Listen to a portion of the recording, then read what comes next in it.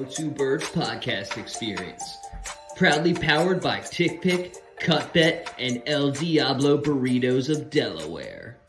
Oh, baby! Did you hear that? If you want to be one of those three sexy companies nominated, mentioned at the end of our show all season long, you can sponsor our podcast now. So come say what's up. But another episode, another day, another dollar, 302 Birds, moving slowly towards season 5. That's all I got. I'll kick it to Jackson to do what he does. Yeah, we got Collins. I think Dalton Holland himself got a question. So hit that intro, please. What do I want when I'm in the state of Delaware? Of course, El Diablo Burritos. Customer service always is serving your food with a smile on their face, asking how your day is. Their food is phenomenal as well. Their burritos are out of this world, one of the best burritos in town. Their queso is phenomenal. Their burrito bowls are amazing as well. When you're in and around Delaware, stop by your local El Diablo Burritos and tell them that 302 Birds sent you. God bless. Go Birds. Yes, sir. Dalton, what we got for tonight? What we got for the fans? All right, so I actually have a really funny question, and I do want to shout out Conrad and Matt for coming in. And Conrad, make sure to follow 8TFR on YouTube. They did our intro. They did a great job with it. A nice local Delaware company. But here's my question. Miles Sanders is now a Carolina Panther. How are you guys feeling about his new look? And moreover, how do you guys think he'll be feeling about his new look? I think at first it may seem all fun, all games to go away, get your, whatever money more, but he's not really going to be on a competitive team, I was thinking about the other day. Shard, what's going on? So how are you guys feeling about that? Do you guys think Miles Sanders' change of scenery will be good or bad within 6 weeks, let's say? I think it's going to be bad. I mean, he didn't really do much for the Eagles last season. And, I mean, we had a way better – I hate him. I completely disagree. He had his best season of his career last season. He had over 1,200 rushing yards. And I think what Jack's saying is he's disposable, right? Yeah, no, he was definitely disposable, and I don't think the Eagles should have paid him the money. Because they're paying 4 running backs for the price, and it's even less. It's like they're paying 4 running backs like $4 million, I think, and Miles Sanders is over here getting $6.2 million or something like that. So they're paying less for 4 running backs, and DeAndre Swift is pretty good. We need to just see how everything plays out, but I think the change of scenery for him, I don't know how it's going to be for him, but I feel like since he's he was the main back as in the Eagles uniform, but I just feel like that being said, I feel like he will kind of succeed. Just knowing that the Carolina Panthers haven't had success over how many years since the last time they were in the Super Bowl, which was 2015. So I don't know. I don't think he's going to be that. That's the problem. What was that, Ashley? I think that's the problem. I don't think that I think the Panthers they have way too high of expectations for him. I think they are basically thinking that he is going to save this team when there are way bigger issues than the running back position in that team. One of many. So yeah. I think I don't think that is the end-all be-all place for him. I think, they are paying him way too much money. I think, sure, if he's going just for financial reasons, he'll be happy. But if he's going for success, he's not going to be happy there. I just don't think it's a good fit for a lot of different reasons. I think he's going to get there. And if he's not already in crap mode, he definitely will be by week 3 or week 4. Yeah, I don't think he's going to be as successful on the Panthers as he was when he played for the Eagles. I mean, the Panthers' O-line isn't the best no one's as good as the Eagles' O-line. And, you kind of need an offensive line to have a successful career at running back. And I don't foresee that happening at Carolina for him at all. I agree. Yeah. I think he's going to kind of shit the bed too. He's talking all this shit And, the Panthers look pretty good on paper, at least right now. They actually have a pretty underrated defense. I will give them credit. I'm just not convinced on that coach, Matt Rule. And he's even a Temple coach. I just don't see him being that guy. And I think that for the Panthers, they're clearly rebuilding. They're using their pieces from McCaffrey. I just did not like signing another running back after you just got rid of them to, acquire all those assets. So it was kind of short-sighted in my opinion. Yeah, definitely. I mean, I know that they just got Chase Young in the draft. It's going to be interesting to see how he plays himself. But why would you get rid of your best receiver in DJ Moore? Hello, you got to give your new quarterback some weapons. So I don't know. I mean, I feel like Miles Sanders will have a down year because usually when you have a pretty good season, unless you're like an elite running back, you always have a down season. So I would not recommend to even drafting him in fantasy football. I just don't think that he's going to be very competitive this season, just because he's on the Carolina Panthers. I'm with it. But that's enough talking about Miles Sanders. Let's talk about something more. Time for Phillies talk with Bob Tommy. Ginger Stitch. Craig Dutch, Craig Kimbo Slice Dutch.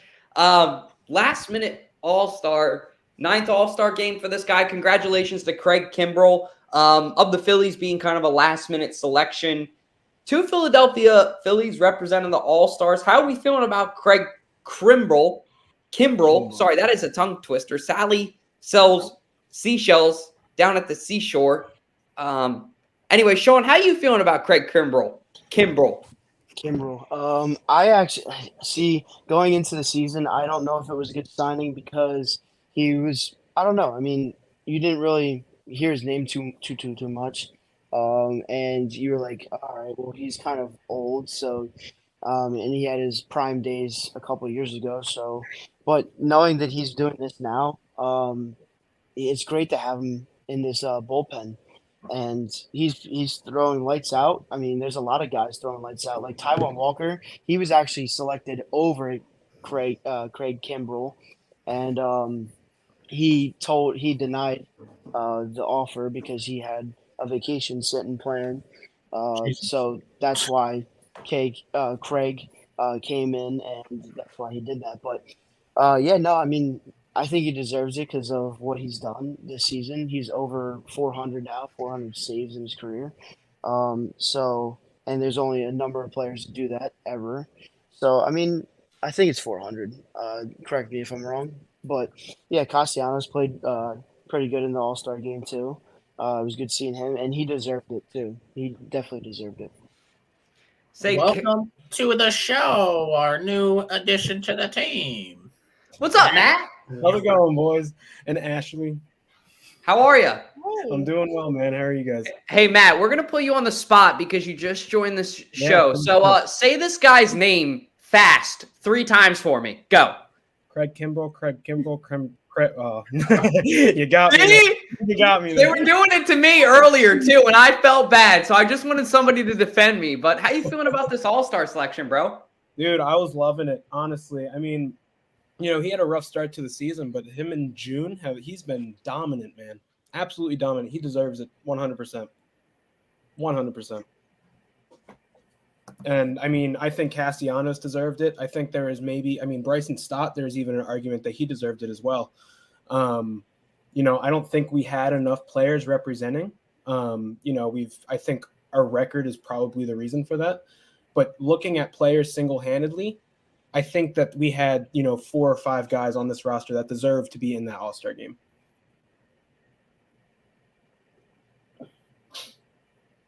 Yeah. How are you feeling about the Castellanos selection? I really liked it, honestly.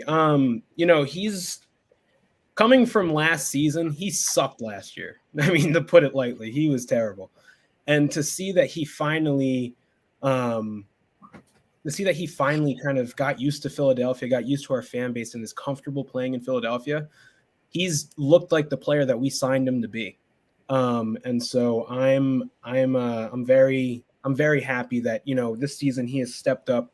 If he wasn't playing as well as he was, this Phillies team would be in shambles. I think he's really kept it together for us.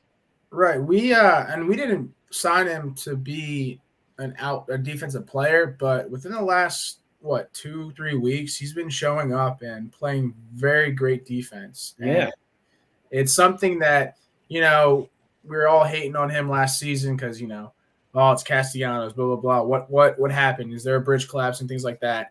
And I really think full circle, I really think it was a good signing in the long run.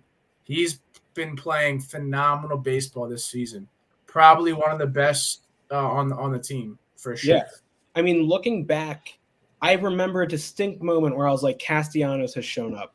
And it was last year, wild card weekend, when he made that sliding catch against the Cardinals. Yep. And I was like, okay, he showed up. He's here. Right. And he's carried it through the postseason all the way into this season, and he hasn't stopped. He's only getting better.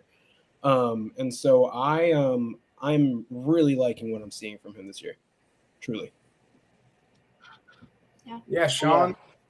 Yeah, no, I love it.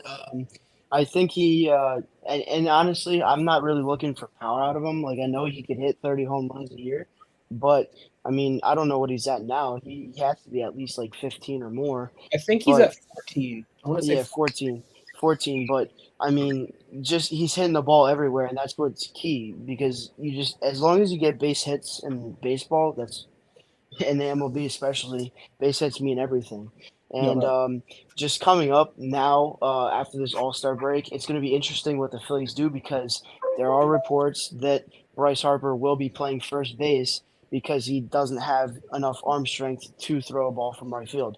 So once they add him into the field, that's going to create way more opportunities for other players. Like, so Kyle Schwarber is probably going to be DH, and then you have Christian Pache out and left, and then Castellanos right, center Brandon Marsh. So you could do a lot with that, and it saves a lot from. I mean, it's a whole different perspective on how the Phillies are going to play. Yeah. I mean, Kyle Schwarber, watching him run in the outfield. I sent a meme to Dalton the other day. It's like watching him with the Pirates of the Caribbean soundtrack on in the background. He's just, hustling. He's, it looks like he's running hard, but he's moving at snail pace. So it's funny to watch him run. Yeah, he's not supposed to be out in the outfield. He's not. I mean, he's not. No, he does not go for it. But I'm liking just like the consistency that we're starting to see at this point. Like, I feel like probably 4 or 5 weeks ago, we were kind of starting to feel that, panic. But now that Castellanos is really just being super consistent, and we're seeing consistency all across the board. And that is, in my opinion, one of the most important things. We are winning more of those games that we should be winning. I'm not saying we're winning all of the games that we should be winning, but we're winning more of them. And our record is not fantastic, but it's better than at least that I thought it was going to be like a month ago. We are right now comfortably above 500 compared to for all of those weeks that we were sitting 2, maybe 3 games above 500. So at least for me, that is where I've been feeling a little bit better looking ahead for the rest of the season. And to that question earlier, he has 13 home runs this season. 13. Yeah. Castellanos. Would you guys think about this? Little bit of drip by Coach. I was a big fan of this. I mean, I just want to know what Mrs. Thompson was doing. If she's like, Rob, we're hitting the casino tonight. Put on your finest shirt and you'll see why later. Or whatever was said. I don't know. But this Canadian slick bastard is looking smooth as ever. And I hope that that's to carry through the rest of the season. Because I don't think I've ever seen Philly Rob ever dressed up like – I don't think I've ever seen Philly Rob in not a Phillies uniform. I thought he wore it to bed until just now. So I'm honestly surprised. Yeah, he was looking fly, man. I mean, look at that. Hair slicked back and all. Wearing a shirt that, screams like, yo, I'm a boss. like he's really and not only that, but he was the first ever manager to get the National League to win an All-Star game since 2012. So It's very important. It's very important. That's the shirt of a guy who plays on a $50 blackjack table with doesn't care. No, that's a guy you see in Las Vegas on the Strip wearing his bolo tie, cowboy hat on. I'm hitting the fucking casino. I'm gonna win a shit ton of money. Honey, just stay home. Don't worry about what happens. I'll be fine. That's he kind of reminds me of Lampoon's Vacation when the guy in the whatever Uncle it is, Eddie. bro. Uncle Eddie. Yeah, Uncle Eddie. When he dresses up, he's like shitter's full. Yeah, exactly. Yeah, exactly. no. It just reminds me of it. But I mean, it was just seeing. I didn't really watch a lot of the All-Star game, but I mean, it's still cool to watch when they're mic'd up, and I mean, it was definitely a cool experience. This is not that important, but the draft just happened. There's two boys from Delaware that got drafted in the third day. One from oh my God, Cape Henlopen, I think was one. Cape Henlopen and Newark Charter High School. Wow. Newark Charter High School. He went to Temple or St. Joe's, played baseball there. So that's pretty cool. A guy from my high school got drafted by the St. Louis Cardinals. So they were drafted the same day, and they're both boys from Delaware. Anyway, moving on. Hey, no, that was a good transition because you know why?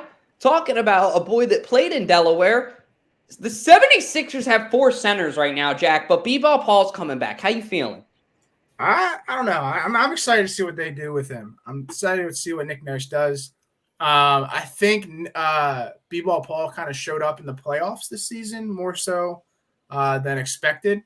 I'm not sure if he's going to be, started. I think it's going to be, I don't know, because we have Mo Bamba, who's a fucking giant. So I'm not sure how he's going to fit into the rotation. But, I mean, I'm excited to see if he's increased his play from last season. You also got Montrezl Harrell, too. True. I hate it. I think it is the worst decision. You can't have 4 centers on a team. Like, I just don't get it. I don't get it. You need to surround Joel Embiid with shooters, and then you spend $23 million on a center that's probably not going to see the light of day. Or you spend – how much did we sign Mo Bamba for? It was something – it was like cheap. It wasn't expensive. Yeah, let me see. It was like I think it was like a 1.2. But, I just don't understand. They say they don't have money to go out and get shooters, and then they re-sign Reed. We don't need him. Hey, but here again, Matt, at the same time, where's the money? I mean, money's not a thing. If you really think about it, the Eagles had no money, and they look what they did. They'll fit it somehow. I don't know. I don't have the confidence in the team to be able to say that. I really don't. They had a decision to make. They could have. Why sign Mo Bamba? Why sign him if you're going to bring? So that they can sell. They can sell his jersey. The marketing guy. No, I'm kidding. I mean, seriously, it was a real dumbass move. It was a 1-year deal too. I think so. Yeah, it was just throwing money away. Yeah, it's fuck it money. And if you re-sign Reed to a 3-year, $23 million a year, why bring in someone else? It doesn't make any sense. I guess they don't trust Embiid in the playoffs because he sells. Well, I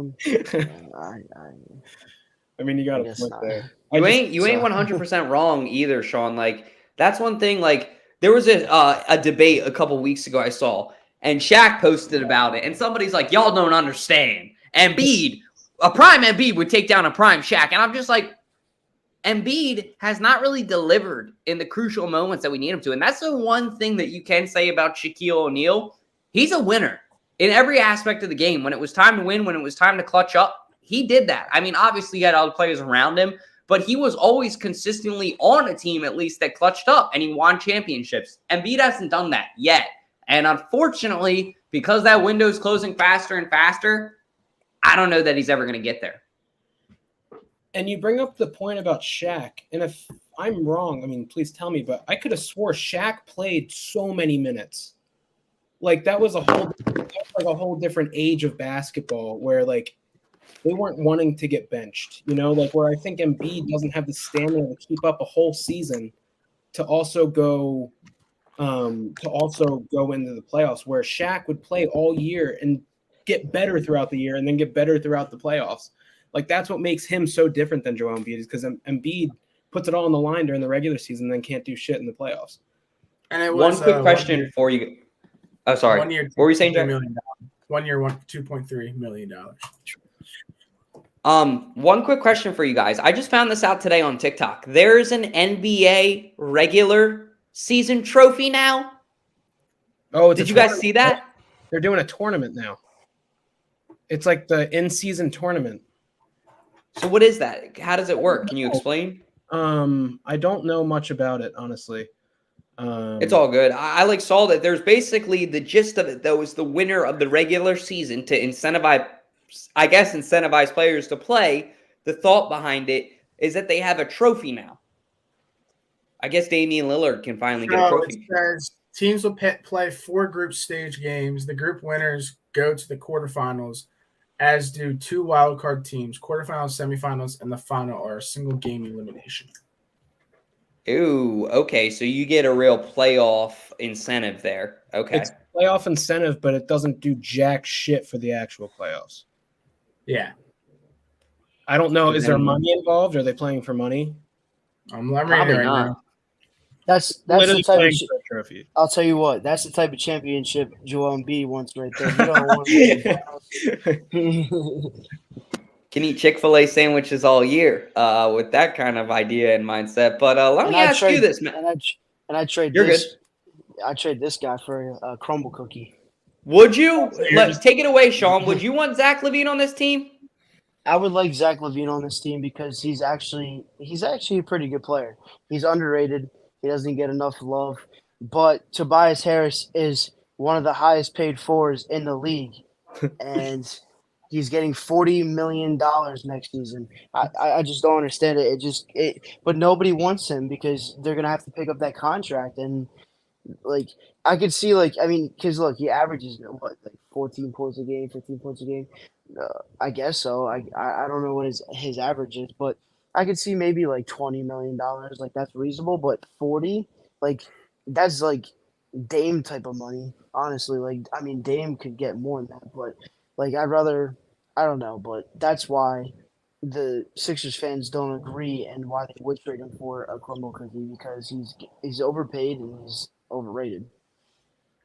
Well, if Tobias Harris gets traded, any trade incentive is going to be we have to cover the rest of his contract. Or half of it or something. No team is picking up that contract. Yeah. So that's the unfortunate part. We really shot ourselves in the foot. Dalton, I know we were talking about on the live stream a couple nights ago. How do you pick Tobias Harris over Jimmy Butler? I will go to my grave questioning that.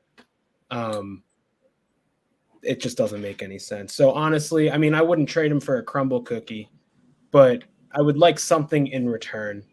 A player that would do something for us. I don't think a crumble cookie would do. I would honestly that's one expensive crumble cookie. Some trade scenarios that I would do, honestly, is I would do a package. I would give Tobias Harris and Maxey, or Tobias Harris and Harden, to the Bulls for Zach LaVine and DeMar DeRozan.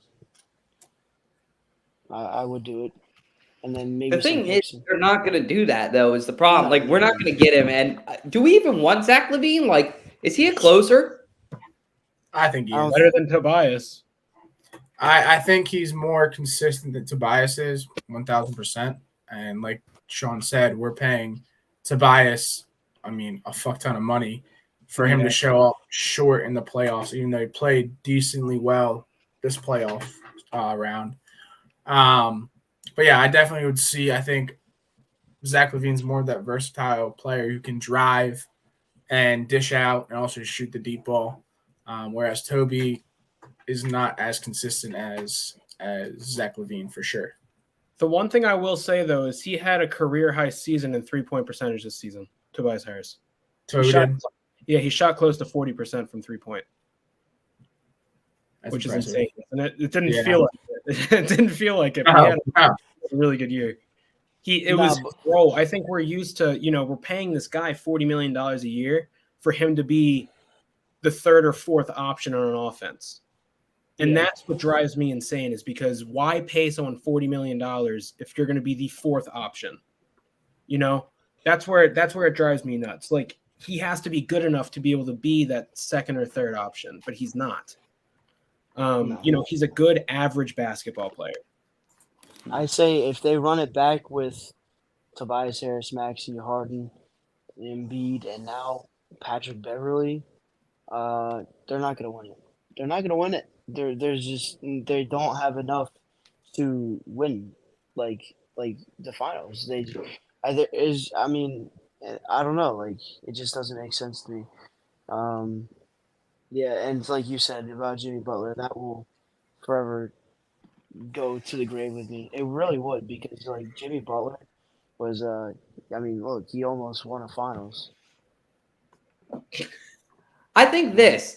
I'll play devil's advocate. If you had Zach LaVine in the mix here, I just looked up his career 3-point percentage. I was pleasantly surprised. 38.4%. That's not horrible. That's over his whole career too. Yeah, and I think that he's averaging something like, I don't know, what is he averaging this season? Let's see his points per game. 28.5 or 24 That's points good. a game this year. That's really good. And his career average is 20.5, which is pretty solid too. So I think if you add him in the mix and you have somebody like Patrick Beverly and you have somebody like Embiid, the thing is, like, you're going to have to give up somebody else because nobody wants Tobias Harris. Like Matt already pointed out, he's bad luggage. What were you saying there, Jack? Yeah, no, this is kind of rewind the tapes. So for the in-season tournament, they'll get an NBA Cup. Each player of the winning team will take home $500,000. Wait, $500,000? Isn't that like pocket change to them? Yeah. And then the second place team will get $200,000 for each player and lose in the semifinals. So there is some money involved, but why do they need that? Well, players like Mo Bamba that gets a $2 million contract, that's 25% of his contract if he wins. Yeah. So I mean, the superstars that are making 40 mil, they don't really give a shit. But like, yeah, right. The bench players, they're gonna play their hearts out because they're like $500,000. Like that's great. That's true, actually. That's a really good point. Also, like these rookies that get the start, they'll be playing their ass off too. You know what I mean? Yeah. We'll see. But here's my point. If you're already playing basketball for millions of dollars, though, like, do you really need more money to incentivize you to play? Like, what happened to the old day and age in the 70s when these were milkmen? You know what I mean? Or in the 60s, guys that had normal jobs and they just did it for the hobby. I'm just saying, I get you got to make a living. You got to have some money. But what just happened to the point of playing basketball for the glory? I'm just saying. I mean, that's any sport you look at now. That's any sport you look at. I mean, I would say football or baseball is probably. I would say baseball is the highest paid sport out of football, baseball, hockey, and basketball. Not per game though. Not per game. No, not per game, but yeah, per contract. I would say per game, it's probably football. You could get a check for like Deshaun Watson's checks for like $1 million a check. Or something like that. So it starts November 3rd and ends December 9th is what so it's middle. It's like middle of the season. Yeah. Yeah. Interesting. Yeah, we'll see. I guess just another way. You'll be blown away by this. The NBA is the highest paid sport in all sports. Wow. I would have thought it was NFL. The average salary per player is $10,400,000. Damn. And then the NFL is $4,500,000.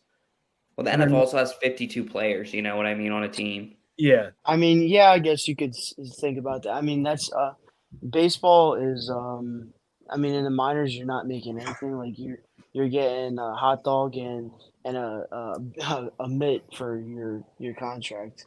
Yeah, like exactly. you're making like 30 grand probably for the whole year as a minor league player, and that's why most like guys that are in college football and baseball don't want to, like, that's why Kyler Murray didn't want to take it, because you don't know if you're going to make it up, and you have to go through the farming system. Like, it's just a lot that you have to do. And I mean, yeah, I don't know. I mean, it would be cool to play in the minors, yes, but at the same time, like, you're not making anything.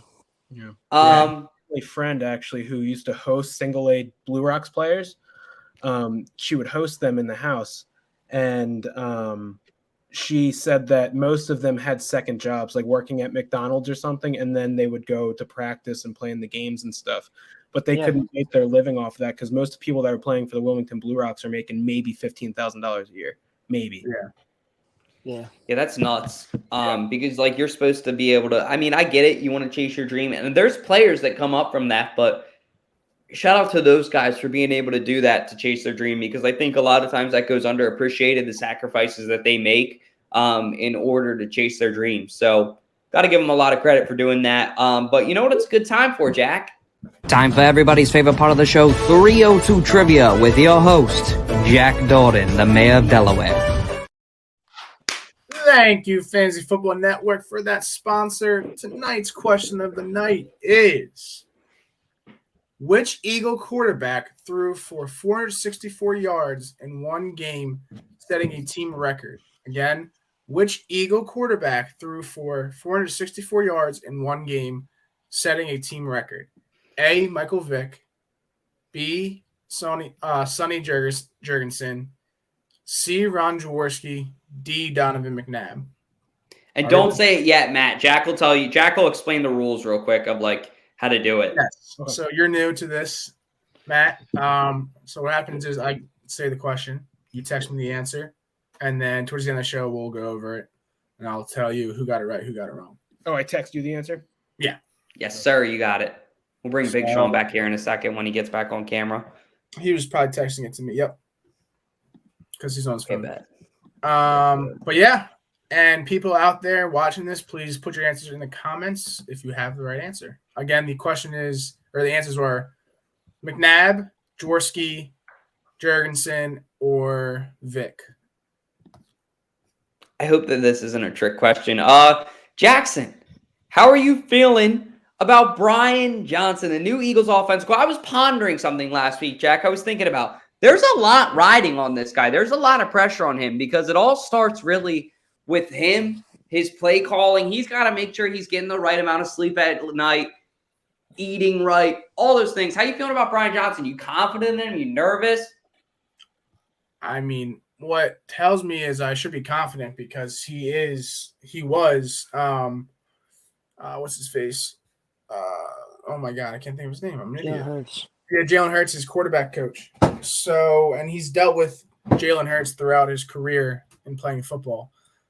So there's a lot weighing on this because if there is no success with this offense and how well it was being ran last season with Shane Steichen, I think this is a lot to rely on him. I mean, I think it's going to go well. I have nothing to worry about. But if it goes wrong, there's going to be an issue for sure. I think he's going to be okay. And the reason I think that he's going to be okay is that we have a lot of good football players on that team that are going to make his transition a lot easier. It's not like he's getting thrown into a defense that doesn't have experience. He's getting thrown into a defense that just went to the Super Bowl.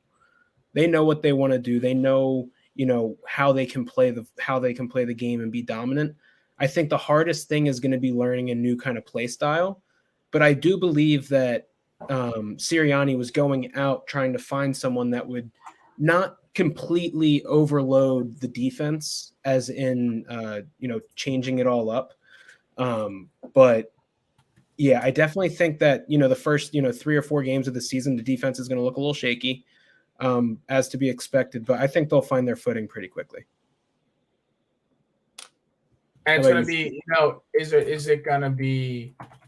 Sirianni going to be calling some of the play calling and helping out a little bit? How you said he stepped away from that with Shane Steichen, or is he going to take over and see it for a few games, kind of tell him what to do, and then let him kind of free reign on his play calling? Yep. So, I mean, it really depends on, at first what will happen. Yeah. Yeah. I mean, yeah, that offense it's going to be great. It's going to be great no matter what. Yeah. I mean, especially Oh, go ahead, Dalton. Go ahead. I was going to say, can I be the first to say I'm nervous? Because here's why. I like Brian Johnson. I do like that he's played with Jalen Hurts. I am a little bit nervous, though, because I heard Matt say it a second ago, and he hit the nail on the head. You're walking into a Super Bowl offense with Jalen Hurts, with DeAndre Swift now. Oh, my God.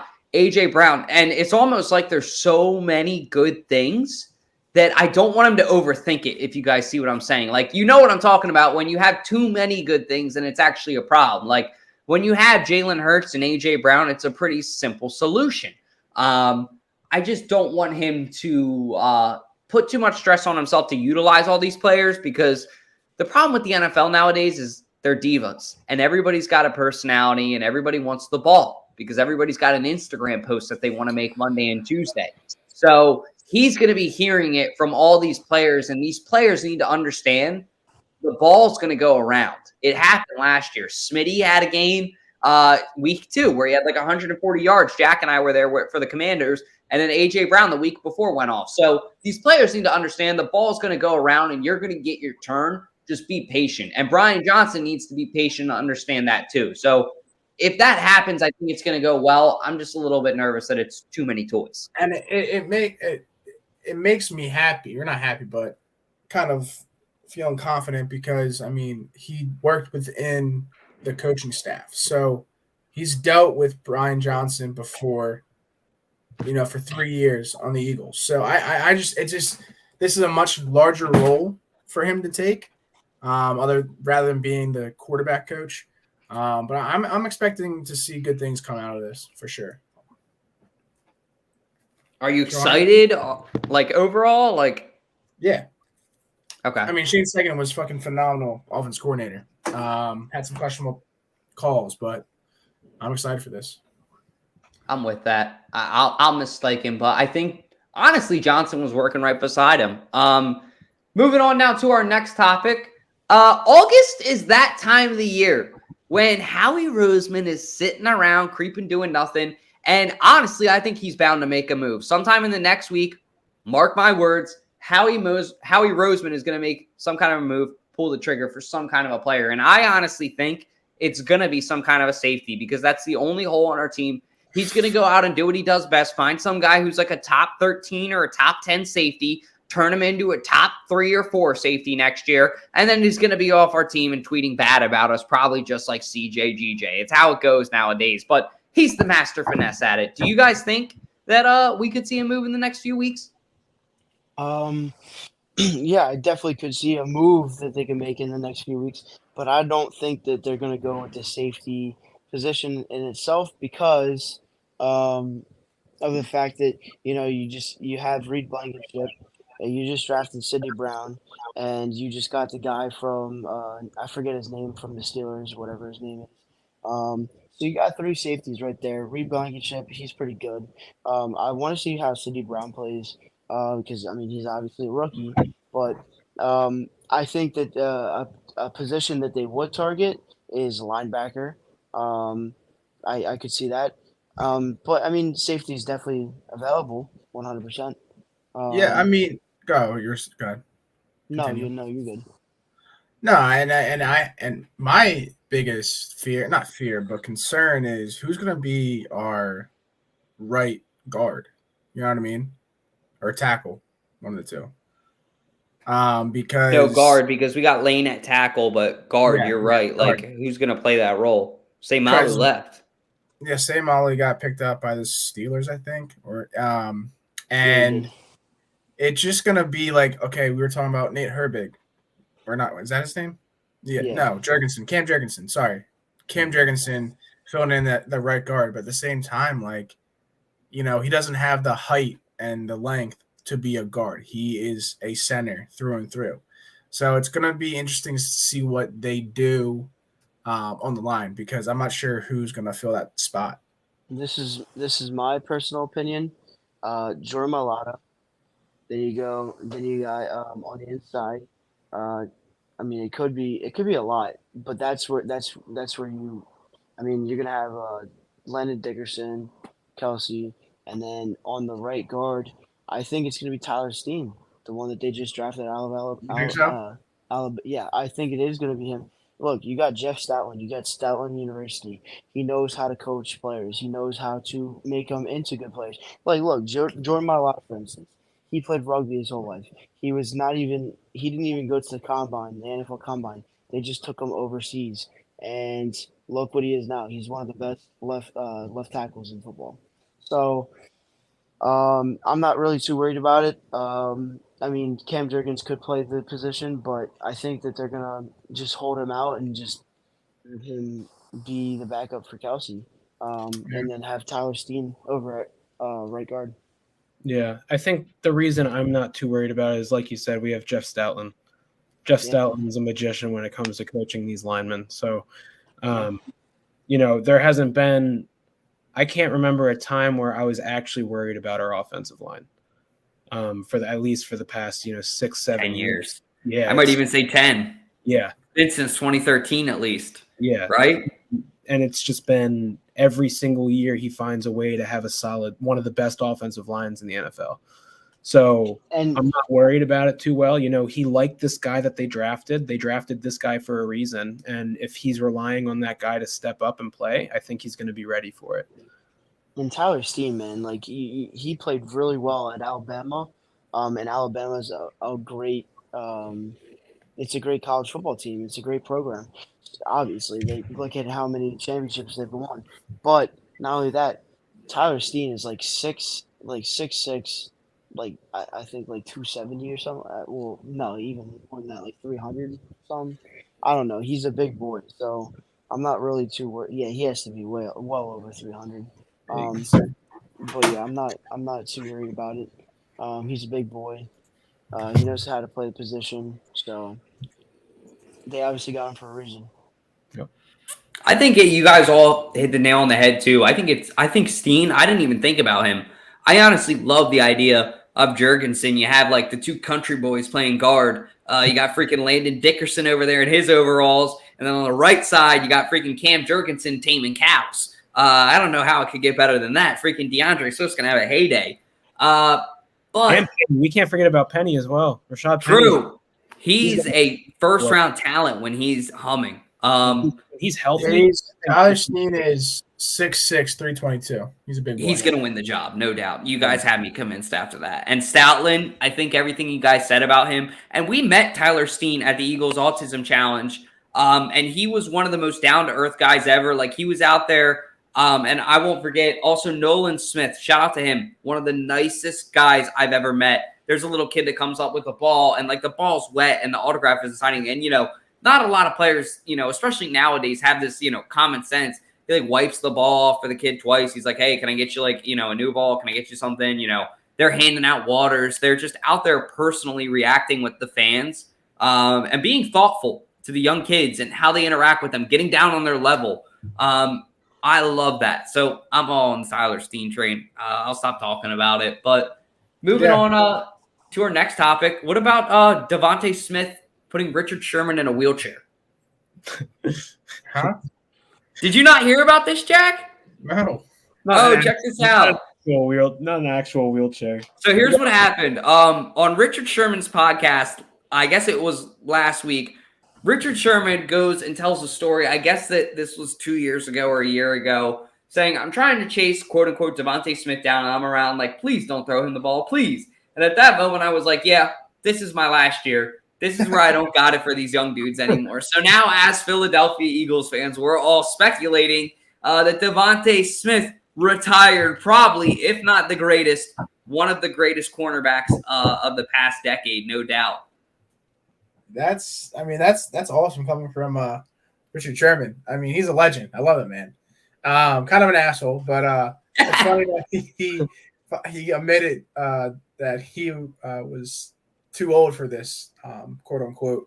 But I mean that gives some kind of confidence, I guess, to Devonte Smith. I mean, he's a great receiver, not the biggest receiver, very lanky, very quick. But I feel like if he were to hear that, like if he was a rookie this season, it would just boost his rate or his highlights and his stats this season. But I think it's kind of funny that he's finally admitting that.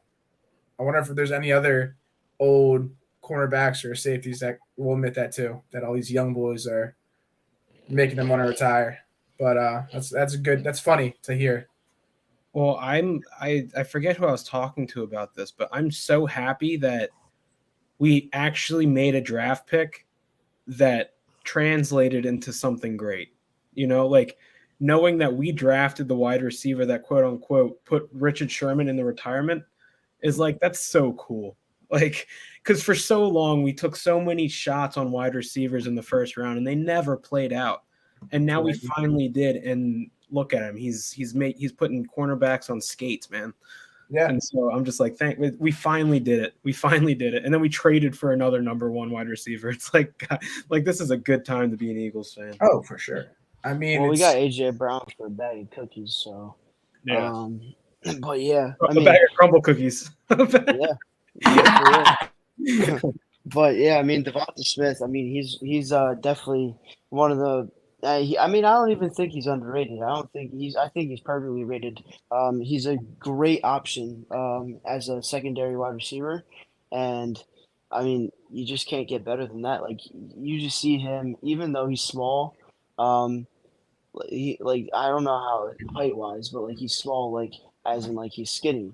But that's why he's called the skinny Batman. But you've seen him during last season make so many incredible catches, especially. I mean, I don't know if it was a catch, but the one in the NFC Championship game, me and Dalton were there, and he went up for this ball, and it was just spectacular. It was fucking nuts. That was one of the craziest catches I've ever seen in my life. I'm glad you brought that up. Definitely wasn't a catch. Nope. I rewatched it. It was not a catch. It was not. I think his foot was out of bounds, but he like kept his hand. Yeah. Oh, but they kept it. That's why he set it up. That's why he said, "Hurry up." Hey, but fuck it. That's taking advantage of the rules in sports. So the stats there, and the stats there, bro. That's a smart football player. He sees that obviously it wasn't a catch. Run it through. Make sure they can't review it. And the defensive players on the field also knew, and they're like challenge, and they just played way too quick. So yeah. But even then, even if it was a drop, just knowing that like he had like just how he went up for the ball and like how he almost came down with that, like it's just insanity to me. Like I mean, and then he had another great catch in the Washington Commanders game when they played them in Washington. Yeah, he had so many great catches. Like there was another one-hander. I mean, he's agile to be a wide receiver. All right, so you guys brought up some people that were happy after that NFC Championship game. Our final topic of the night. Let's talk about some people that are still salty. Deebo Samuel stopped on the Zach Gelb show this week. Man, Craig Kimbrell, Cookie. I can't say it all. I'm freaking tongue twister central over here. Deebo Samuel went on the Zach Gelb show, and he was basically asked, hey, because Zach Gelb went to Temple. You guys see where I'm going at with this. Like, hey, how are you feeling about that game? What's your thoughts? Blah, blah, blah, blah, blah. And Deebo Samuel was like, yeah, whatever, I don't really want to talk about it. You've heard what I said. And he's like, okay, well, how are you feeling about the game this year? And he goes, we'll see. And then after that, Zach Gelb goes, well, you know how that's going to go. These players are going to boo you. Next thing you hear, his agent or some lady on the phone, a representative, I guess, that represents Deebo Samuel. And she's basically on the radio basically saying, hey, guys, we're good. That's it. Have a good night. And Deebo Samuel walked into camp after that. That was the end of the interview. Got salty like a little girl and left. I just thought that this is hilarious that he's still clearly bothered by it. What do you guys think? No, I mean, that's the greatest thing of a Philadelphia fan is people that obviously lost to any Philly team is still salty after 6 months later. 6 months. Yeah, it just makes my heart smile because he's still salty about something you couldn't really change. Like, oh, it was a rookie quarterback. They took him out. But shut up, dude. Like, we know you're upset. Just take the loss. Be a man. Like, you're in the NFL. Be a man. Like, come on now. Do something different. Change it. Change the outcome next time. Stop complaining about it. Yeah, and you know this upcoming season when they do play the 49ers, the Eagles players are just going to be wound up, and they're just gonna be. It's gonna be electric. There's gonna be a fight. There's gonna be a fight during the game. I know it's gonna happen. But I mean, it's just gonna be insane to see. During the game. The fuck you mean? There's going to be a fight before the game. You're trucking a freaking 49ers fan this year. Didn't you see the intro? How you leveled that Giants fan? I heard all the Niners fans are going to be talking shit before the game. No, I'm kidding. There's going to be fights, though, before the game, though. Like, it's going to get ugly with the fans. I honestly wouldn't even want to step foot at that game, to be honest with you, because, like, I feel like there could be, like, actual violence between fans. Like actual violence. Like we all know. I mean, we all know the 49ers fans love to stab people outside their stadium. So I mean, I don't even know if I even want to like try to go to that game because it might be worse than like an Eagles Dallas matchup. It might be, like I don't know. Is the 49ers players are going to be crazy too? And I don't know. I mean. Nothing you can really stop, but yeah, no, Deebo's a pussy. We needed that. Joey Bosa chant again. Oh, I make more money than you. Shut up, dude. Go back to LA. Get out of here. Yeah, of course you make more money than us. We're not in the NFL. I think that game or the Chiefs game is going to be the game of the year, just because of the energy that's going to be played during it. That's a good question because the Eagles game, the Eagles Chiefs game is Arrowhead, right? It's at Arrowhead. Yep. Yeah. As Tom says, "Oh, I fucking hate that song, Dutch." I would like to go to Arrowhead. What were you saying, Matt? I didn't mean to cut you off. No, it's all right. No, I think just the intensities played in the game, like not even for the fights. I just think the physicalness that the Eagles are going to bring on defense just to like show them up, man. Like, I think it is going to be such an intense game where it's like you're not going to want to take your eyes off the TV because God knows what's going to happen. Like, everyone on the Eagles are going to turn into Brian Dawkins. That's what's going to happen. It's going to be awesome. And then the fans, I can't even imagine how loud that stadium's going to be. It's going to be. What's that alcohol going to tab look like that day? Alcohol tab, I mean, on a typical day, what is it looking like? $80 because a beer is $20 each. So I mean, probably times that by 2 or 3. and you got every fan doing that. I'm just saying, I would like to be Lincoln Financial Field's alcohol books those days. Over under highest pay intake for. Oh my God. Yeah. That's all we got, but I'm going to kick it to you. Time for everybody's favorite part of the show, 302 Trivia, with your host, Jack Dalton, the mayor of Delaware. I even checked my phone from Matt, but whatever. Okay, so the question we got today is, which Eagle quarterback threw for 464 yards in one game, setting a team record? Again, which Eagle quarterback threw for 464 yards in one game, setting a team record? I don't see Matt's answer. You said his name was John, right? Yeah. Did I not send? Oh, I never sent it. Yeah, I'm waiting. Just send it real quick. I'm waiting for it. But I will say Dalton's answer. He said D. McNabb. I'm not giving the answers yet.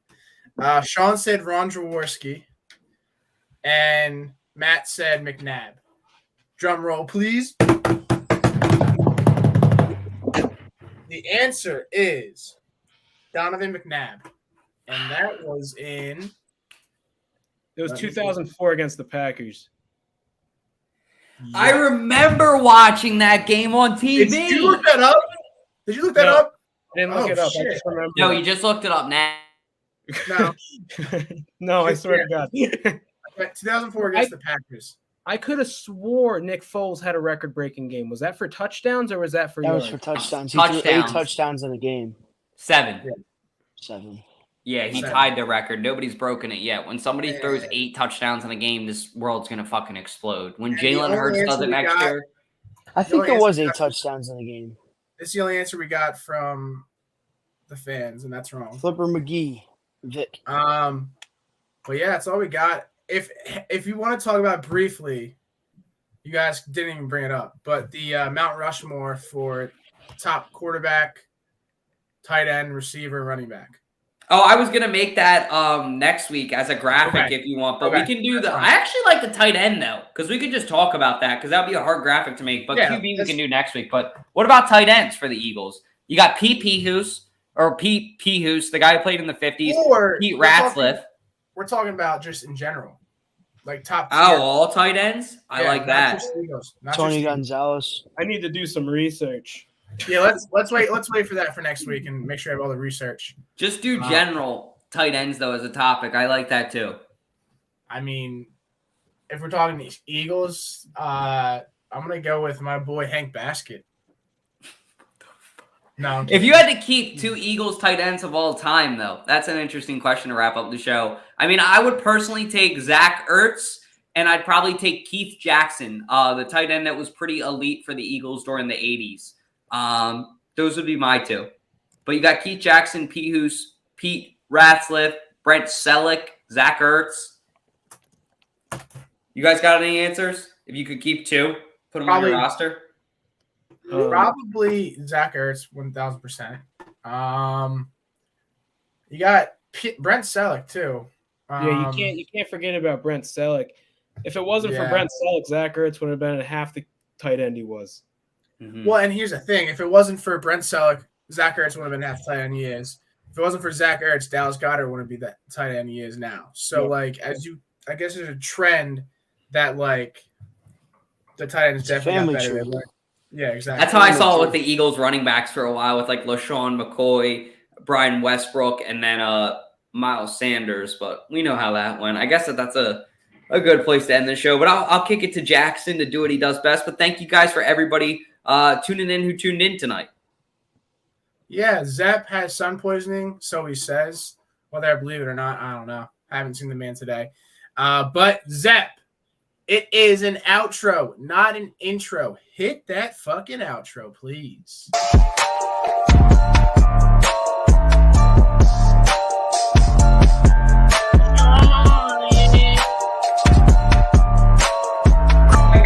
Oh, yeah.